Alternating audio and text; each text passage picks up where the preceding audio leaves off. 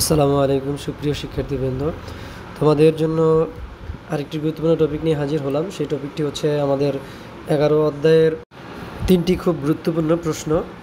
এটা এবারে তোমরা যারা বৃত্তি পরীক্ষা দিচ্ছ তাদের জন্য খুবই গুরুত্বপূর্ণ এবং বার্ষিক পরীক্ষা ইম্পর্টেন্ট।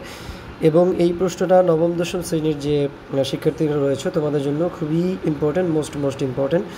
এখানে 2 নম্বর প্রশ্নের ভিতরে আমাদের গড় নির্ণয় সংক্ষিপ্ত পদ্ধতিতে, যেটা আমরা সবাই পারি, সূত্রটা আমরা জানি summation of FI/XI divided by n। এরপরেও যদি কোনো প্রশ্ন থাকে তোমরা কমেন্টসে প্রশ্নটা করবা, আমি ইনশাল্লাহ ভিডিওর মাধ্যমে তোমাদেরকে সমাধান করে দেওয়ার চেষ্টা করবো ইনশাল্লাহ।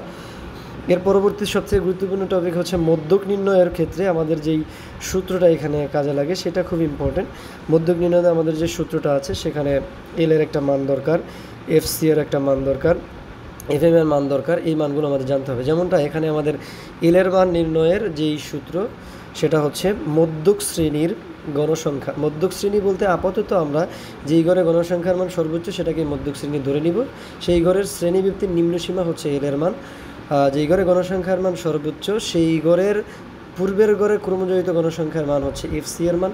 এইচ হচ্ছে শ্রেণী ব্যবধান, যেটা এখানে 5, এবং FM হচ্ছে যেই ঘরে গণসংখ্যার মানটা সর্বোচ্চ যেটা ছিল যে গণসংখ্যা, ওইটাকেই আমরা FM বলে জানবো। এরপরে আমরা মানগুলো ইনপুট করলে আলহামদুলিল্লাহ হয়ে যাবে।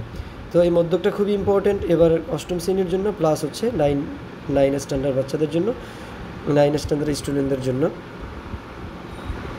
এরপরে হচ্ছে আমাদের যেটা আয়তলেখ নির্ণয়ের 3টা কলাম প্রয়োজন আমাদের, শ্রেণীবৃত্তি, অবিচ্ছিন্ন শ্রেণীসীমা এবং গণসংখ্যা। এবং নিচে আমি একটা লেখা লিখে দিচ্ছি রেড কালার, এটা সবাই খেয়াল করবা। এই লেখাটা সব ম্যাথের জন্য সেম টু সেম, এবং তোমরা SSC লেভেল পর্যন্ত এই লেখাটা সেমভাবেই লিখতে পারবা, কোনো প্রবলেম নাই।